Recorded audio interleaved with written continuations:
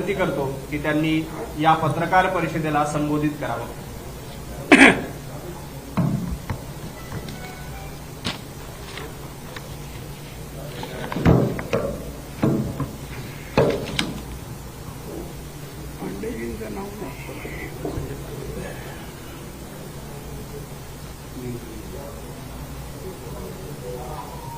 नमस्कार। आजची पत्रकार परिषद तशी माझी बऱ्याच दिवसानंतर होते, एवढा गॅप ठेवत नाही, पण हा पहिल्यांदाच एवढा गॅप आहे। तर आज आपल्याला सर्वांना भेटावं म्हणून सर्व मान्यवर पत्रकार मित्र हो, माझ्यासोबत सन्माननीय पांडेजी, त्याचप्रमाणे सुमंत गैसास, श्रीयुत नवनाथ बन माध्यम प्रमुख, सन्माननीय ओमप्रकाश चौहान प्रवक्ता व अन्य उपस्थित सर्व मान्यवर हो। आजची पत्रकार परिषद 2-3 प्रमुख विषयावर आहे। पहिला विषय सन्माननीय मुख्यमंत्री एकनाथजी शिंदे यांचं अभिनंदन करतो, तर त्यांनी मनोज जरांगे पाटील यांचे उपोषण आज समाप्त केलं आणि म्हणून त्यांचं मी आज अभिनंदन करतो। त्याचप्रमाणे मराठा आरक्षण साठी जरांगे पाटील यांनी जे उपोषण केलं होतं त्यांना न्याय मिळेल अशी अपेक्षा करतो। G20चे माननीय पंतप्रधान नरेंद्र मोदी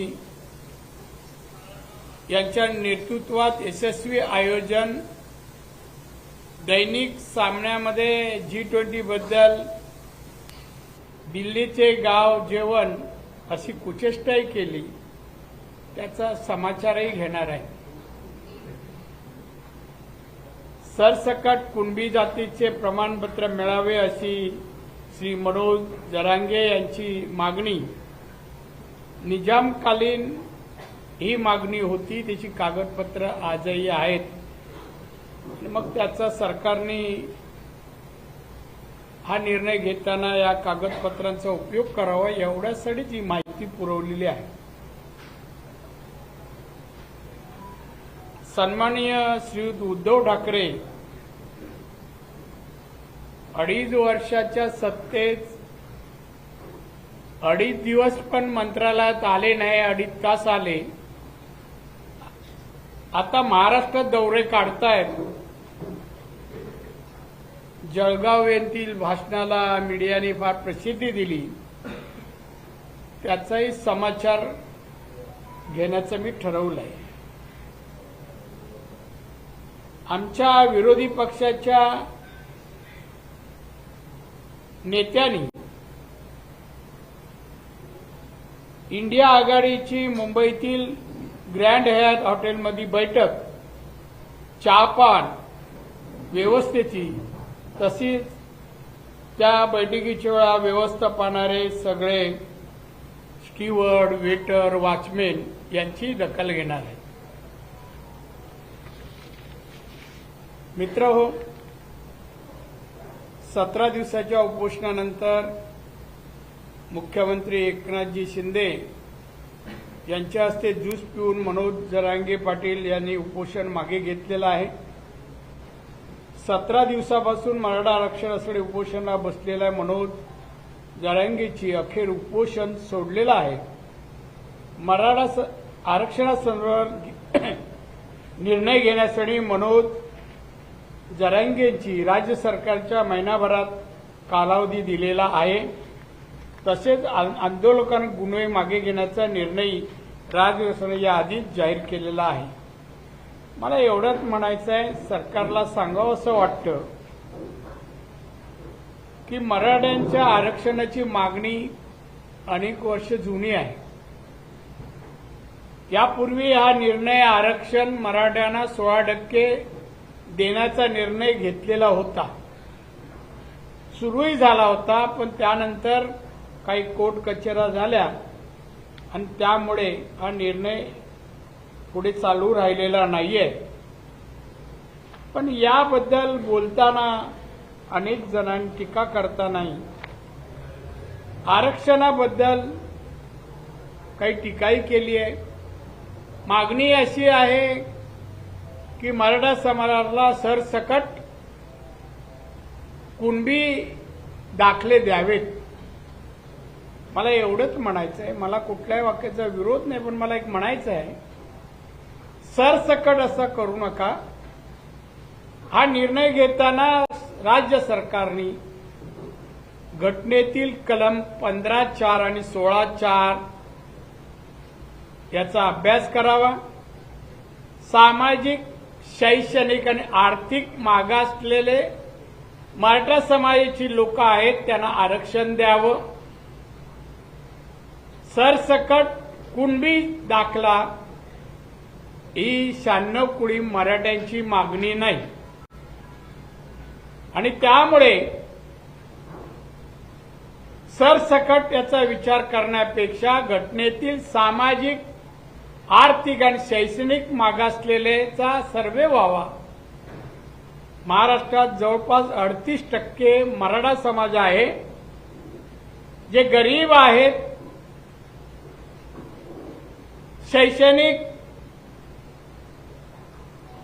पात्रताही ज्यांनी मिळवता आली नाही पैशाअभावी, आर्थिक स्थितीमुळे, अशा मराठा समाजातील वर्गाला आरक्षण देण्यात यावं असं आहे.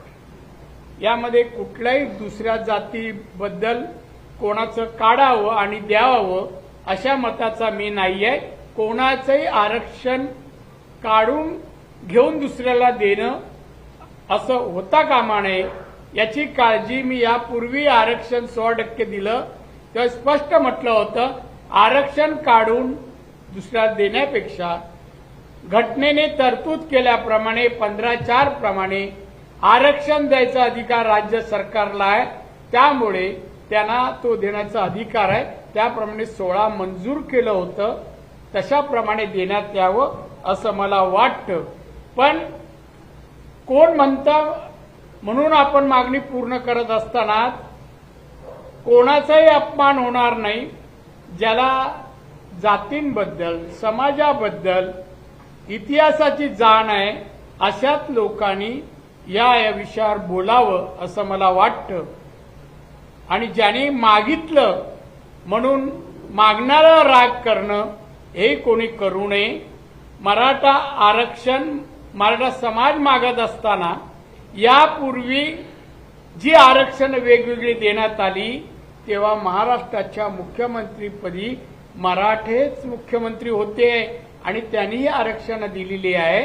आणि त्यामुळे मराठ्यांनी कधी कोणाला देताना द्वेष केला नाही. आता मराठ्यांच्या आरक्षणाच्या वेळेला असा द्वेषाची भावना असू नये एवढंच मला या निमित्ताने सांगावं असं वाटतं. G20 समिट दिल्लीला झाला परवा 8, 9, 10 सप्टेंबरला. दिल्लीमध्ये हा समिट असताना, संमेलन असताना वातावरण एखाद्या सणासारखं होतं, दिवाळीसारखं होतं. सर्व दिल्लीची आणि देशातील लोक अशी अतिशय आनंदित उत्साहामध्ये आणि माननीय मोदींचं कौतुक करत होते. पंतप्रधान या नात्याने त्यांनी, त्याचप्रमाणे त्यांनी G20चे अध्यक्ष म्हणून ज्या प्रकारे पुढाकार घेऊन हे संमेलन आणि अध्यक्ष G20चं भूषवलं, 60 शहरांमध्ये 200 बैठका घेतल्या आणि G20चे अध्यक्षपदाचा सन्मान, मान आणि त्याचबरोबर भारताचं नावलौकिक संपूर्ण जगात त्यांनी वाढवलं, प्रतिमा उंचावली. त्याबद्दल त्यांचे आभार आणि त्यांचं अभिनंदन मी करतो. आणि कोणी काही म्हणत, पण चांगल्याला चांगलं म्हणावा माणुसकीचा धर्म आहे. आमचे काही विरोधक चांगल्याला चांगलं म्हणण्याचं पण मनाचा मोठेपणा दाखवू शकले नाहीत, एवढंच मी या प्रसंगी म्हणेन.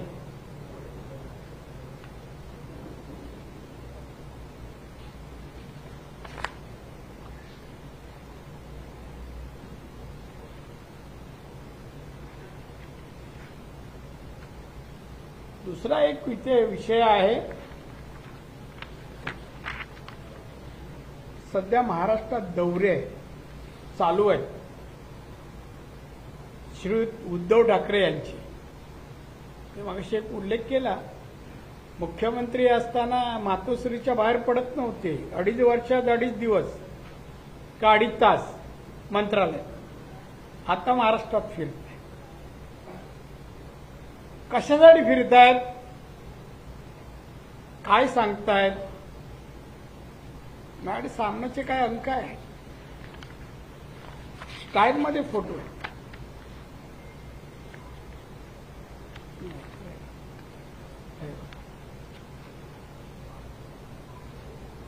फोटो काय सांगतायत काय कळत नाहीये. इंडिया आघाडीला केंद्र सरकार घाबरले आहे, कधी पडेल हे सांगता येणार नाही. ह्या व्यक्तीला ना चांगलं बोलता येत नाही, कोणाबद्दल चांगलं बोलता येत नाही, कोणाचं अभिनंदन करवत नाही. मी यापूर्वीच बोललोय, क्रिकेट व्यक्तिमत्व. एकदा अशी भाषणं मी सगळ्या भाषणात समाचार करेन. मुळात यांना भाषण करता येतं का नाही. मी जवळून पाहिलं. मी 39 वर्ष होतो शिवसेनेत. सुरुवातीला मी मोठा होतो ते तेव्हा शिवसेनेच्या मध्ये सक्रियच नव्हते. हे 99 नंतर सक्रिय झाले मी मुख्यमंत्री झाल्यानंतर. काय बोलतात, वैचारिक, विकासात्मक,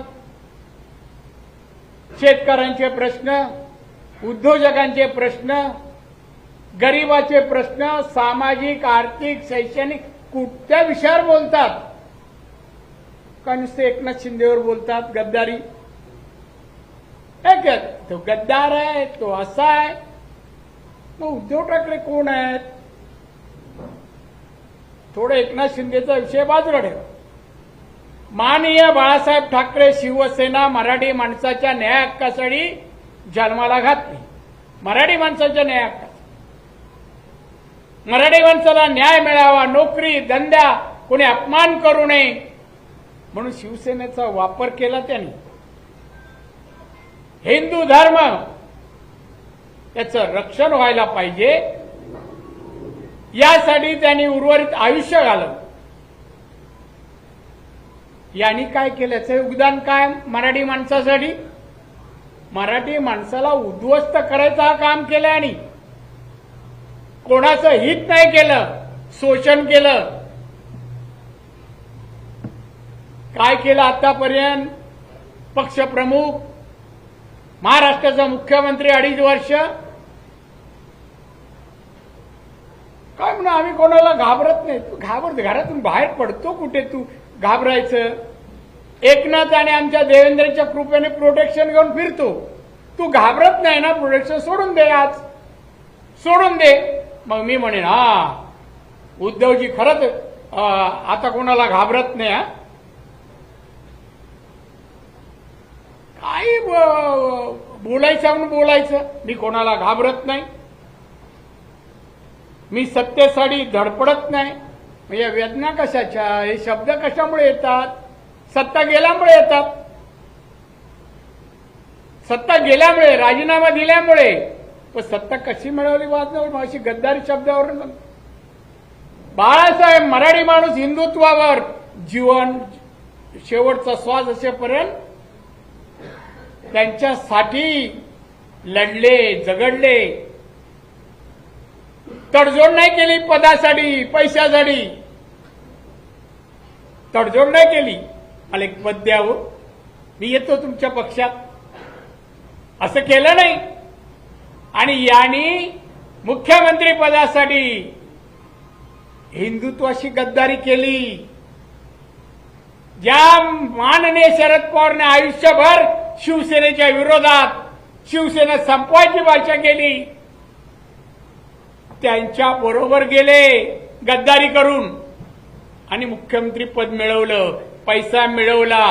कोरोनाच्या औषधाच्या पैशात पण पैसे खाले टेंडरमध्ये. काय माणूस बोलतोय, याची किती पाप आहेत, किती पाप आहेत.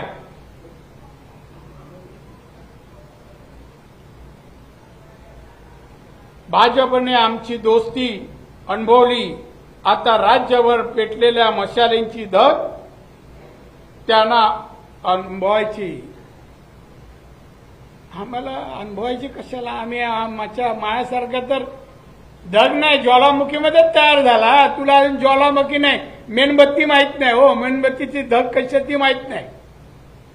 कधी पाहिलंस मराठी माणसाला त्रास होताना? कधी कोणाच्या अंगावर गेलात, कोणा कानफडात मारली, कुठल्या आंदोलनात आलास? आयत्या बिळावरचा नागोबाया.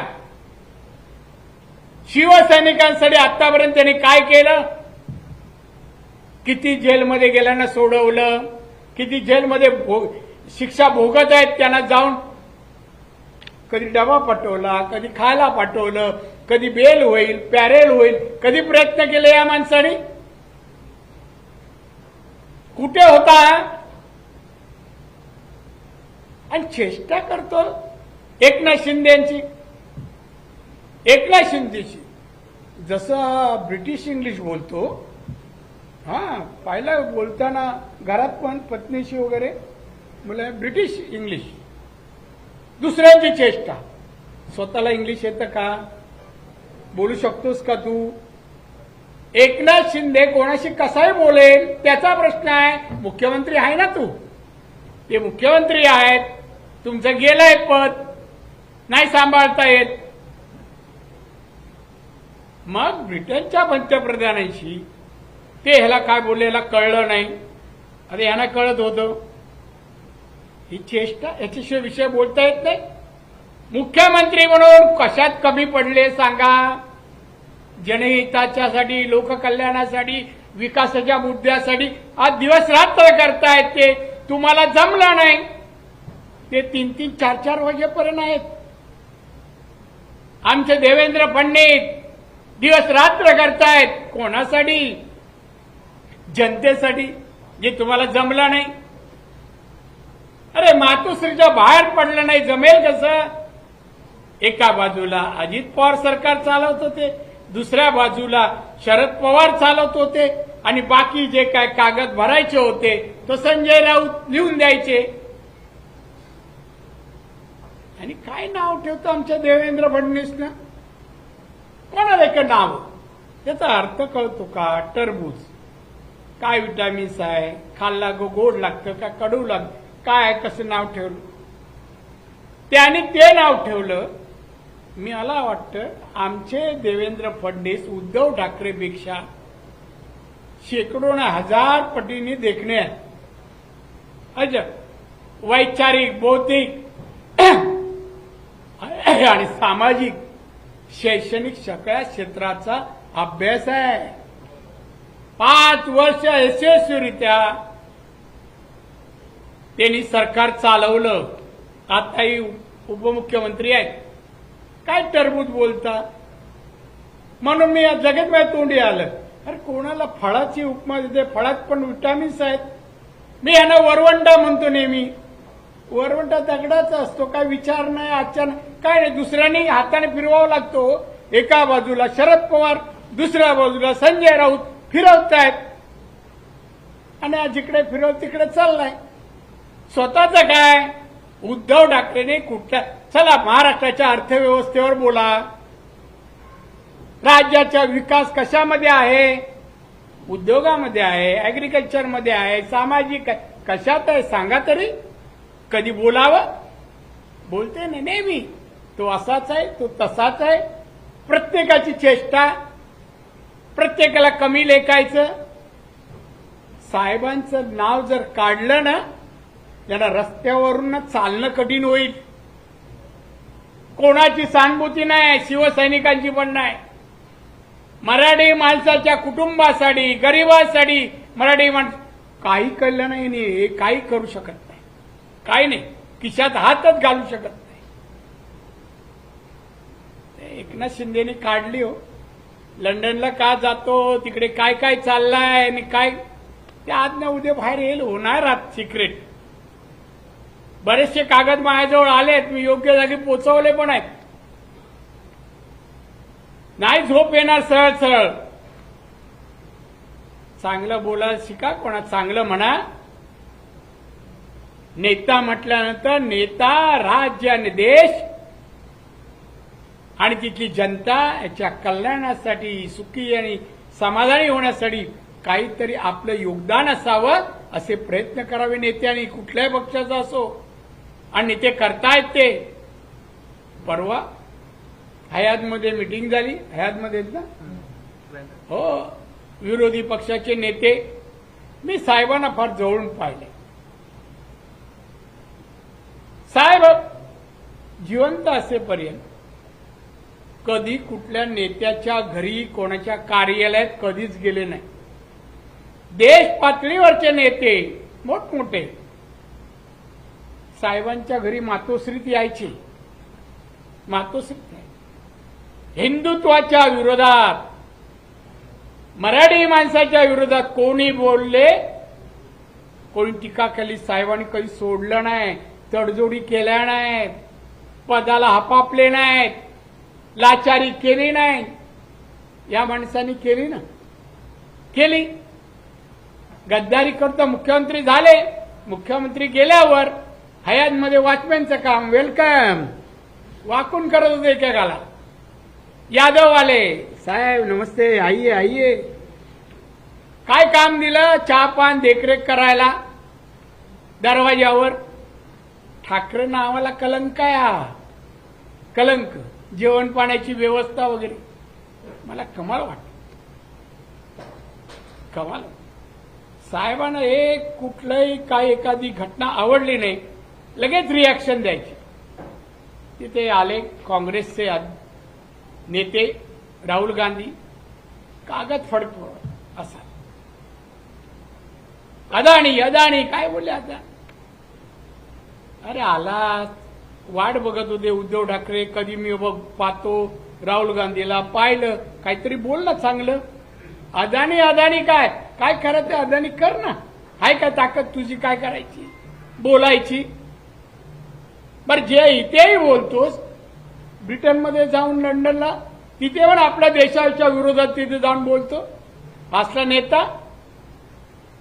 काय एक ना बरोबर भाराभर चिंध्या 37 पक्ष काहीतरी आले. कशी गोधडी तयार करतील, कशी चादर करतील, ठिगळं 37 पाहिजे. एक विचार नाही. ममता बॅनर्जी मला उमेदवार ठरवायचे आहेत, चर्चा नाही. ते काय करायचं का, मला त्याच्यावर बोलायचं नाही. बोलायचं आमचा माणूस. साहेबांनी आमच्या रक्तात स्वाभिमान, अभिमान, घमेंड शिकवली. आणि हा माणूस जेव्हा वाकत होता दरवाजात उभं राहून, वाईट वाटत. बोलू नकोस ना, तोंड बंद कर, बंद कर तोंड. एकनाथ शिंदे बिंदे सहन करतायत तोपर्यंत ठीक आहे. एकनाथ शिंदेला सांगेन एकच दिवस करावं, त्यांचं प्रोटेक्शन काढा मातोश्रीचं, एक दिवस सांगून बघा ना. आतमध्ये कोणी काही न करता मातोश्री बेशुद्ध पडेल हा माणूस. एवढा घाबरट आहे, एवढा घाबरट. आता सध्या 2 बाहेरचे मार्गदर्शक आणि एक घरातला, 3 मार्गदर्शन टेकू लावून आहेत, त्या पुढे चालत आहेत. संजय राऊत, शरद पवार आणि मातोश्री. गप्प बस म्हणा ना, तर मला अजून काय बरंच काय काढता येईल, ते बोलण्याची हे देऊ नकोस.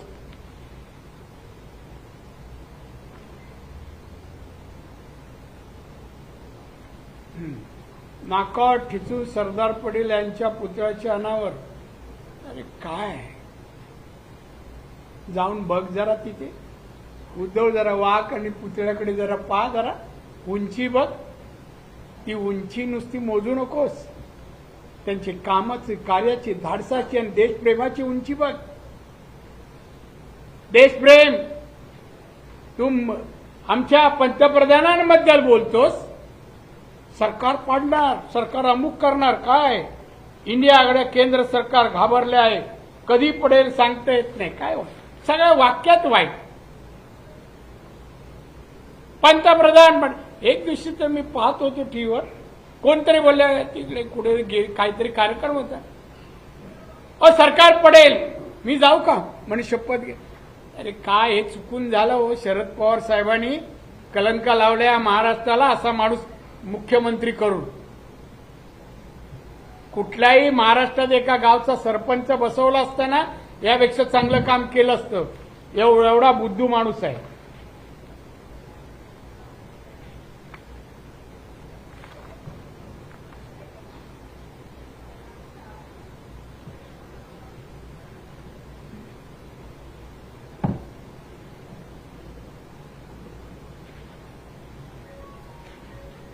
बरंच काय काय सध्या बोलताय. मी सत्तेसाठी धडपडत नाही, माझा जीव देशासाठी आणि देशातील जनतेसाठी जळतोय.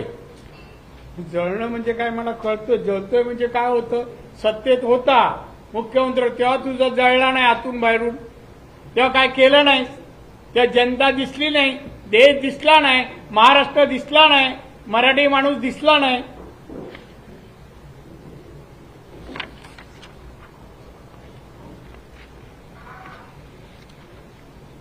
वल्लभभाईंची जी उंची आहे त्याच्या आसपासही तुम्ही पोचू शकत नाही. तुम्ही कसले पोलादी पुरुष, तुम्ही तर तकलादू पुरुष. काय मी म्हणेन हे बोलणारा फडतूस पुरुष. हे वाक्य बोलणारा जो आहे ना हा फडतूस माणूस आहे. त्याला काहीच नाही सांग, एक वाक्य पण बोलता येत नाही.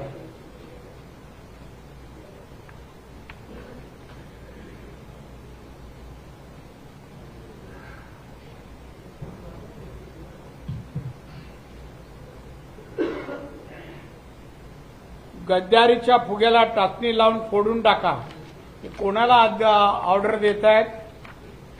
कोण आहे असा फोडणारा? कोणाची हिंमत नाही. फक्त बोलायचं. जातो प्रमुख पाहुणे, सध्या मनोरंजन वगैरे टीव्हीवर काय कमी पडला हा जात, आणि सभा. काय सभेला लोकांना काय देऊन येतो विचार. आम्ही म्हणायचो साहेबांच्या सभेला का झालोय, आम्ही विचार साहेबांचे घ्यायला चाललोय. आणि हे शिव्या द्यायला जातात महाराष्ट्रात. गद्दार, अमुक तो असा तो तसा. ते बस कर म्हणा, नाहीतर ते एक दिवशी ते फिरणं पण कठीण होईल. एक अशा म्हणजे जे काय बोलला ना, हे टीका जी केली आहे ना, करून शारीरिक टीका कधी कोण पॉलिटिशियन करत नाही कोणाबद्दल. पण आमच्या देवेंद्रवर, एकनाथवर टीका जी करतात ना, मी त्यांना म्हणे खरं तर उद्धव ठाकरेची शरीरयष्टी जर बघितली ना, बऱ्याच कॉमेंट्स करता येतात. हो, आमच्या गावी ना कोकणात सध्या माकडं जास्त झाली. माकडं, मग ती माकडे काय शेती खराब करतात. मग आम्ही तिकडे एक तयार करतो, त्याला भुजगावणं म्हणतात. भुजगाव, ते भुजगावणं जे आम्ही लावतो ना, ते पाहिल्यानंतर मला लगेच उद्धव ठाकरेची आठवण येते. अरे हा पण असाच दिसतो. आता काय म्हणशील सांग. तू एकदा बोलला तर हजारो आवाज येतील तुझ्या विरुद्ध बोलणारे. का तुला चांगलं वाक्य का बोलताच येणार नाही. आणि म्हणून मित्र, या माणसाची जी पोटदुखी आहे ना, ती याची की त्याची सत्ता गेली म्हणूनच पोटदुखी चाललेली आहे. खरं सांगू ते शरद पवारांचं ऐकतात म्हणतो, पण या त्यांनी शरद पवारने आपल्या आत्मचरित्रात याच्याबद्दल फार लिहून ठेवलं, जे तुम्ही सगळ्यांनी वाचलं असेल. उद्धव ठाकरेंची भेट मिळणे म्हणजे किती कठीण होते हे स्वतः शरद पवार साहेबांनी आत्मचरित्रामध्ये लिहून ठेवलं आहे. आणि उद्धव ठाकरे फोनवर बोलण्याची सुद्धा वेळ ठरवावी लागत आहे असे त्यांचे उद्गार. बघा, तुमच्या घरचा आहेर शरद पवारांकडून. उद्धव ठाकरेंना इंडियाच्या बैठकीमध्ये किंमत होती असे सांगून स्वतःची पाठ थोपटून घेतली. शेवटी वॉचमॅनला आपण म्हणतो ना, हे वा छान पारा लावलास ना, तसं जाताना सगळ्यांनी सांगितलं, अरे गेटवर उद्धवजी आप खडे थे, बहुत अच्छी तरह से हँडल किया है, व्हेरी गुड. साहेबांच्या वेळी सर्व बैठका मातोश्रीवर आता राष्ट्रवादी आणि उमरडे झिंजूळ असतात. साहेब स्वतःच्या सिंहासनावर बसत तर हे दुसऱ्याच्या खुर्चीच्या बाजूला जागा करून बसतात. काय केविवाणी अवस्था हो. त्या उद्धव ठाकरे आता गप बस करा आणि तुम्ही घरात बसलात तर बरं होईल, नाही बोललात तर अजून चांगलं होईल. आणि त्यामुळे कुठल्याही विषयावर मराठ्यांबद्दल तुम्हाला सांगतो, आरक्षणावर त्यांनी बोलूच नाही. मराठ्यांना आरक्षण मिळावं असं कधीच शिवसेनेला उद्धव ठाकरेंना वाटत नव्हतं, कधीच नाही वाटलं. 2.5 वर्ष तो म्हणतो आता ना वट हुकूम काढून द्या. त्याला कळतो का वट हुकूम कसा काढला जातो? त्या पत्रकारांनी विचारावं एकदा, कसा काढतात बाबा, कुठल्या विषयाचं वट हुकूम काढतात? ते कायद्याची तरतूद आहे आरक्षण द्यायला. घटनेच्या 15(4) प्रमाणे हे आरक्षण दिलं गेलं होतं. आताही मी सरकारला सांगेन, घटनेच्या प्रमाणे आरक्षण सामाजिक, आर्थिक आणि शैक्षणिक मागासलेपणा सिद्ध करून त्यांना द्या. मराठ्यांना आरक्षण, दाखले बिकले मी म्हणणार नाही. आणि म्हणून एकच गोष्ट सांगतो, उद्धव ठाकरेंना, वाघ आहे ना, वाघ हा गवत खात नाही. त्यामुळे कोणी ना गवत टाकायचं काम करू नये, नाहीतर मग वाघाचा पंजा माहीत असतो काय करतो ते, तसं का निघू नये याचीच काळजी घ्या. एवढंच मी आजच्या प्रसंगी सांगतो. आणि एकूणच आतापर्यंतचे त्यांचे दौरे मी आता ठरवलंय, हे अधिवेशन संपलं हो, उद्धव ठाकरे जिथे जिथे गेले त्या ठिकाणी, नगर असो, जळगाव असो, अमुक असो, त्या ठिकाणी मी जाणार आणि पंचनामा करणार. आणि अगदी दिसण्यावरून सगळ्या विषयात पंचनामा कर. माझी एवढी बारीक माहिती कोणालाच नाही. आता जे गणवेश आहे ना, त्याचं पण सिलेक्शन कोणी केलं ते पण सांगेल, कसं झालं ते पण सांगेल. आणि त्याच्यामुळे पुढचे दौरे करताना विचार करा, जे काय पाण्यात टाकाल ते आपोआप वर येणार आणि तुम्हालाच वास घ्यावा लागणार. एवढंच आजच्या प्रसंगी सांगतो. आणि त्यांचे जे सल्लागार आहेत त्यांनी हे वृत्तपत्र वगैरे आहे ना, प्रिंट मीडिया, कुठलाही चॅनल मीडिया, त्यांनी लोकांचं प्रबोधन करावं, लोकांना बातम्या चांगल्या लोकांपर्यंत पोचवाव्या, प्रगतीच्या विकासच्या गोष्टी लोकांपर्यंत पोचवाव्या. या सगळ्या चांगल्या गोष्टी सगळी मीडिया असतो. या सामनाचा वापर अतिशय, तिची बोलण्याची भाषा मुलांनी, अंडर एज मुलांनी तर वाचूच नाही, शिव्याच शिकतील मुलं. हे वृत्तपत्र नाहीये, हे वृत्तपत्र नाही, शिव्यापत्र आहे. शिव्यापत्र हे वाचण्यासाठी नाहीये, भुकण्यासाठी आहे, भुकण्यासाठी. हे आता जळगाव, नगर भुंकून आले ना, बा हात कुठे, हे काय, अरे दिलं ना लोकांनी, अजून काय मागतोयस तू, द्या अजून एक हात. तो अगोदर फोटो काढून ठेवतात, शेवटी पेपर त्यांचा, त्याच पेपरमध्ये फोटो येतो, एक तर हात पुढे किंवा असे. अरे आवेश होता साहेबांच्या मना, हात असे करायचे ना, अंगातलं रक्त समोरच्या सैनिकांना सळसळायचं. आता अवेळी हात, वाक्य काय आणि हात कुठे, आणि नावं दुसऱ्याने ठेवतात. चालताना वाटतं आता पडणार का पुढे पडतात. वादळ सोडत साधी हवा आली तरी हालत चालतात असं वाटतं. आता काय बोलायचं, मी पाहिलंय हो, एकत्र दौरे केलेत. अनेक वेळेला मोठी हवा आली का मला असं धरायला लागेल, असं झालं.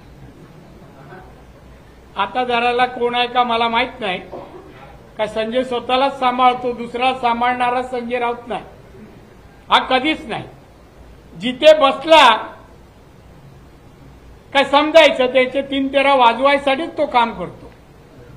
तो शिवसेना वाढवायला उद्धव ठाकरे बरोबर नाही, शिवसेना संपवत चालवत कोण असेल ना तर संजय राऊत. त्यामुळे आता पुढच्या तो काय बोलतो बघू, मग बोलू. गणपतीच्या तुम्हा सगळ्यांना शुभेच्छा, कारण मी उद्यापासून दिल्लीला आहे आणि अधिवेशन पण दिल्लीला आहे. तुम्हाला सगळ्यांना शुभेच्छा देतो आणि उरलं सुरलं गणपतीनंतर विसर्जन करायला मी परत येतो. नमस्कार. काही उद्धव ठाकरे फारसं हिंदुत्वावर आजकाल बोलत नाहीये. विजयसाठी स्टॅलिन यांनी सनातन धर्माचा अपमान केल्यानंतरही उद्धव ठाकरे काही बोलले नाही. कसे बोलणार? गद्दारी केली आहे ना त्या धर्माची. साहेबांनी त्या धर्मासाठी साहेब काही करायला तयार होते, तडजोडी पण नाही. साहेबांचे निर्णय सैनिकांसाठी, मराठी माणसासाठी आणि धर्मासाठी कसे होते. एक उदाहरण तुम्हाला सांगतो. मी कधी हे बोललो नाही. साहेबांच्या बेडरूम मध्ये काय गोष्टी घडल्या नाही. तुम्हाला घटना माहिती आहे. 99 साली निवडणूक झाली, मी मुख्यमंत्री होतो. पुरेसे म्हणजे 4-5 आमदार कमी होते, दोघांचे, शिवसेना बीजेपी. अशा वेळेला मी गेलो बंगल्यावर, महाजन साहेब होते आणि साहेब होते. मला म्हणलं काय? मी म्हणलं साहेब 5 अपक्ष मिळतील, थोडा 1 आठवडा वेळ जावं लागेल असं. त्यामुळे महाजन साहेब म्हणाले, राणे तुला जर 5 मिळत नसतील तर आम्ही काय करू का मदत? तर मी म्हणलं नाही, मिळतील, मी 2-3 दिवसात तुमच्या समोर आणून उभे कर. 1-2 दिवस गेले, 7 दिवस गेले. मी प्रयत्नशील होतो, काही आणले, हर्षवर्धन वगैरे मी जमूनही आणले. एक दिवशी रात्री मला 7:30-8ला फोन आला, नारायण बंगल्यावर येऊन जा. मी गेलो. मला अलेक्झांडरकडून फोन यायची, ते राज्यपाल होते, की राणेजी क्लेम करू. तर मला सही पाहिजे होती, ती सही मिळत नव्हती. समोरचे पार्टी जे सपोर्टर आहेत त्यांची. बोलो, घरी गेलो माणूस. म्हटलं काय साहेब? नारायण तू फार प्रयत्न करतोयस पण तुला यश येत नाहीये. हो बोलस, हो साहेब. मग त्यांनी मला सांगितलं, नारायण चल आपण आता, मुंडे म्हणतात मी बनवून दाखवतो, मी बनवून दाखवतो. नारायण तुला माहिती आहे पक्षासाठी सत्ता किती महत्वाची आहे? मी हो साहेब. आपण द्यायची का संधी मुंडेना? मी जरूर द्या साहेब. बघा हे 100 ईश्वर आहे त्या यांनी सांग साक्षीनी. मी साहेब जरूर द्या, माझी काही हरकत नाही, सत्ता शेवटी पक्षाला पाहिजे. पण साहेब रागू नका, माझी एक विनंती आहे. काय? साहेब मी मंत्रिमंडळात राहणार नाही, मी नाही राहणार. अरे नाही राहणार साहेब. काय बोलले? बेल मारली. आशिष कुलकर्णी आता आहे याच्याकडे, त्याला बोलवलं. आशिष पत्र दे,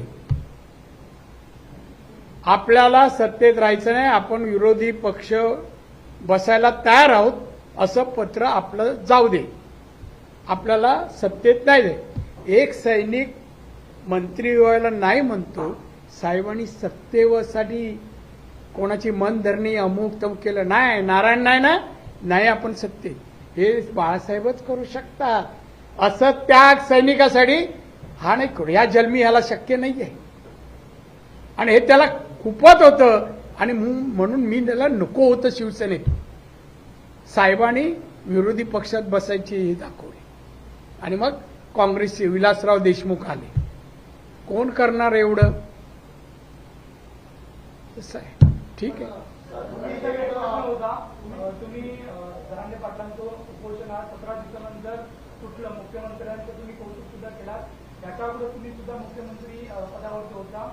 याच्या अगोदर कुणबी आणि मराठा हा एकच होता, आता ज्या निघाला होता का? कारण आता नाही नाही नाही नाही, हे तुम्ही गलत करताय. आपल्या समाजाची रचना आहे, त्यामध्ये प्रत्येक भागामध्ये विदर्भ, मराठवाडा, एक थोडा फरक आहे थोडा. आमच्याकडे रत्नागिरीला कुणबी आहेत, सिंधुदुर्गात कुणबी नाही असते तर काय 2-4%. मराठा हा कधीच कुणबी म्हणून नाही होणार, काही कुणबी आहे. विदर्भात कुणबी मराठा आहे, विदर्भात कुणबी मराठा आहे. पण कुठलाही मराठा माणूस कुणबी लावून घेणार नाही किंवा कुणबी दाखलाही घेणार नाही. त्यामुळे हे जे काय आहे त्यावर म्हणून मी भाष्य नाही केलं त्याच्यावर. ठीक आहे, ते निर्णय घेतील सरकार, मी कशाला सांगू. पण मी घटनेचा उल्लेख केला. त्या घटनेत आता राज्य सरकारला आधी आरक्षण द्यायचा अधिकार कशात आहे? 15(4) मध्ये आहे. 15(4) मध्ये सामाजिक, आर्थिक आणि शैक्षणिक मागासलेपणाचा सर्वे करावा, मागास आयोगाकडे पाठवावा. मागास आयोगाने तो मंजूर केल्यानंतर त्यानंतर राज्य सरकार हा प्रस्ताव केंद्राकडे पाठवून आरक्षण देऊ शकतो. हा प्रोसेस आहे कायदेशीर. मला काय वाटतं म्हणून असं बाबासाहेबांचा कायदा आहे ना, फार एकदम परफेक्ट आहे. त्यामध्ये वैयक्तिक ह्याला नाही. उद्या हे पण बसतील उपोषणाला, हेही बसतील. उपोषण करत असताना किंवा ज्यांनी केलं आहे त्यांना न्याय कसा द्यायचा हे राज्यकर्त्यांनीच अभ्यासपूर्वक पाहणं आवश्यक आहे. आणि मग मीडियाला किंवा संबंधितांना माहिती देणं आवश्यक आहे. बोला.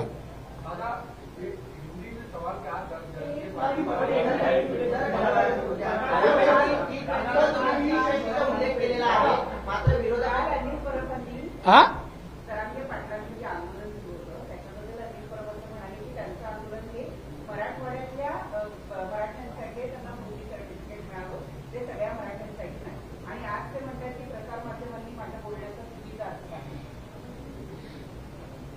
कुठल्या पक्षाचं? मग ते काय तसंच आहे ना, त्यांच्यावर शेपूट आहे ती. उद्धव ठाकरेची शेपूट आहे. खरं म्हणजे आहे ना, त्याचं काय म्हणणं आहे ना, त्याचाही अभ्यास करायला पाहिजे. निजामांच्या वेळेला तसे दाखले द्यायची पद्धत होती. त्याची कागदपत्र आहेत आज मराठवाड्यात. हा, निजामांच्या वेळेला तसे दाखले द्यायची पद्धत होती. पण मी काय त्यावर सध्या असं म्हणत नाही, पण पद्धत होती. हा इतिहास आहे.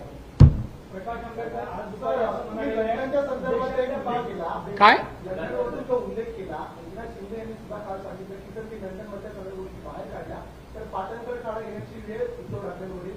तुम्ही सांगितले की काही कागदपत्र योग्य ठिकाणी पोहोचवली आहे. नक्की लंडनमध्ये उद्धव ठाकरेंचं काय काय हा, मग एवढे दिवस आम्ही गुपित बोललो. एकदा सांगितलं का गुपित शब्द नाही वापरता येत ना. जरा थोडे दिवस राहू दे ना, थोडे दिवस राहू दे, आपोआप येईल. तोपर्यंत पाटणकर काढा घ्यायला हरकत नाही.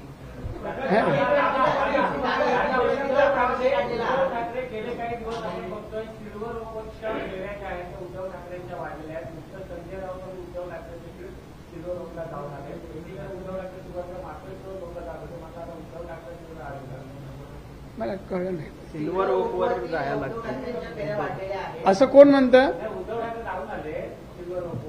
ते कुठे जात नाही. उद्धव ठाकरे एक दरवाजा ठेवला नाही विरोधी पक्षातल्या नेत्यांचा.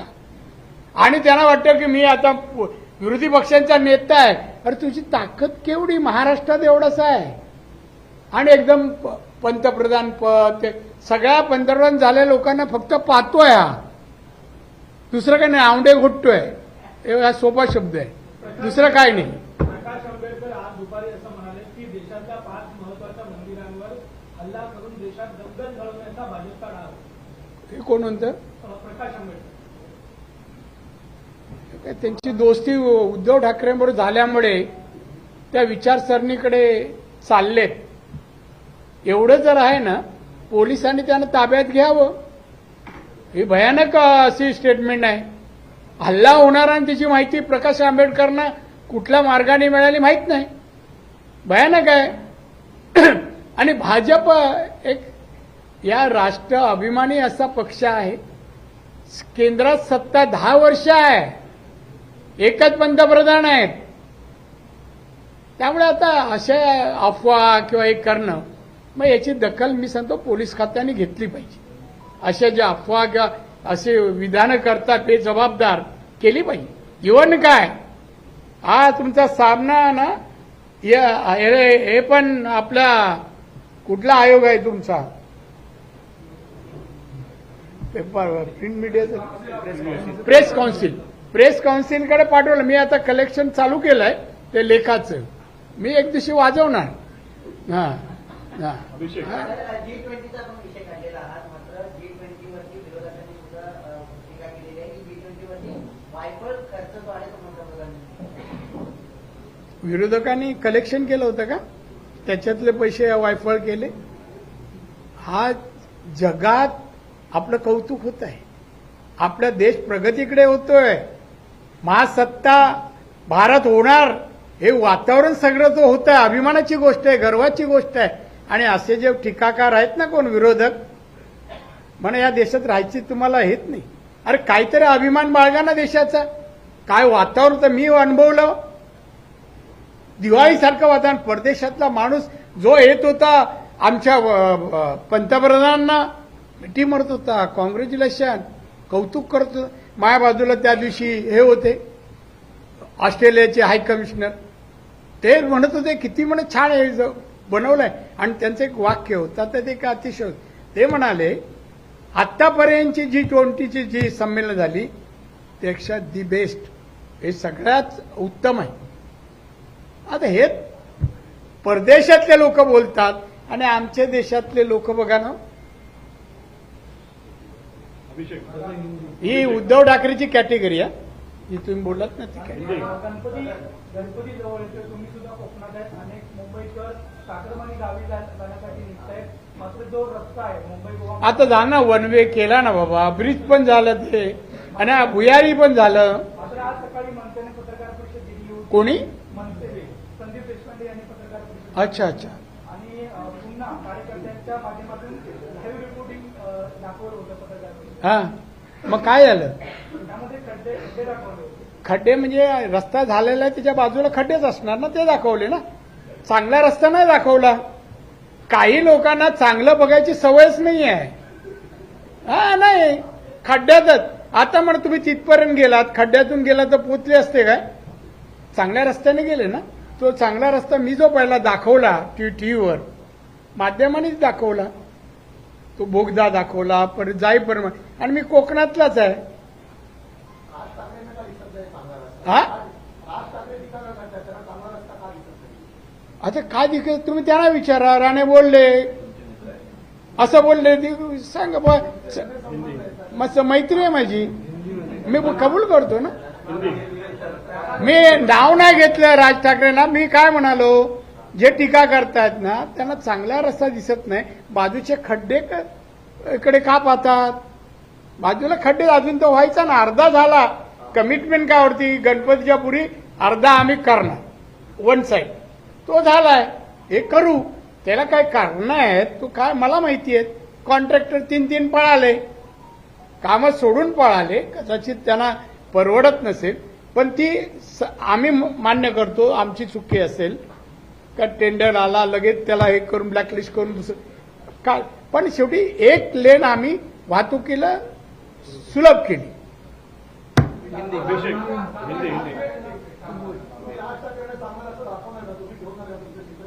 नाही, आता अधिवेशन संपलं ना का त्यांना विनंती करू, चला माझ्या घरी चला, मग आम्ही बाय रोड जाऊ, बस समाधान. हा हिंदी खत्म हुआ है, इसे कैसे देख रहे हैं? दूसरा कि वो लगातार कह रहे हैं कि मराठाओं को कुर्मी का आरक्षण मिलना चाहिए, आपको क्या ये चीजें मान्य है? भाई साहब, एक तो आप मराठा आरक्षण के बारे में थोड़ा पढ़ाई करना चाहिए. भारतीय संविधान में जो प्रोविजन है 15(4) में सामाजिक, शिक्षा क्षेत्र और आर्थिक क्षेत्र में जो बैकवर्ड है, बैकवर्ड लोग है, बैकवर्ड लोग नहीं, फाइनेंशियली बैकवर्ड है, ऐसे लोग का सर्वे करने के बाद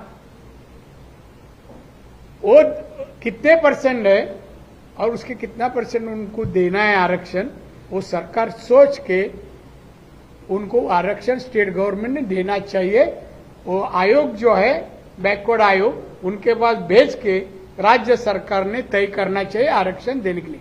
आप जो कह रहे हैं कुणबी जो मराठा है उनको कुणबी आरक्षण, ऐसा नहीं हो सकता, ऐसा कोई किसकी मांग भी नहीं है, ऐसा नहीं हो सकता है। कुणबी आरक्षण आज भी है ओबीसी में, आज भी है। मराठे लोग कुणबी आरक्षण नहीं लेंगे और कुणबी वाले अपना 27% जो है उसका भागीदार किसको बनाना नहीं चाहते, ये असलियत है। और ना समझे किसी को तो मेरे पास भेज दो। दादा, विपक्ष ये कह रहा है कि यहाँ पर विपक्ष ये कह रहा है कि केंद्र सरकार में बीजेपी राजनीति की सरकार है तो 50% की जो लिमिट है आरक्षण की वो बढ़ाई जाए ताकि सबको आरक्षण मिल जाएगा, तो ये मसला हल हो जाए। ये कौन बोल रहा, कोई इंटेलिजेंट आदमी है, नाम बोलो। उद्धव ठाकरे का है जो अरे वो इंटेलिजेंट है क्या? मैं वही पहले बोला आपको है? उसको समझ में आ रहा है क्या? आज देखो भाई साहब, एक बोलो। अभी कल उद्धव ठाकरे बोलेगा 100% आरक्षण दो, तो उसको क्या मतलब है 100%? वो ऐसे ही बोल सकता है। मैं को बोला कोई इंटेलिजेंट आदमी कौन है, तो आप किसका नाम ले रहे हैं? अशोक चव्हाण भी बोल रहे हैं, शरद पवार साहब भी बोल रही है। हाँ, अशोक चव्हाण और शरद पवार साहब ने क्यों बोला है? नहीं, उनको वो आजकल ये दोनों ज्यादा मिलते हैं ना, उद्धव और अशोक चव्हाण, इस वजह से परिणाम हो सकता है। आभारी आहे, धन्यवाद सर्वांचे। आभारी आहे।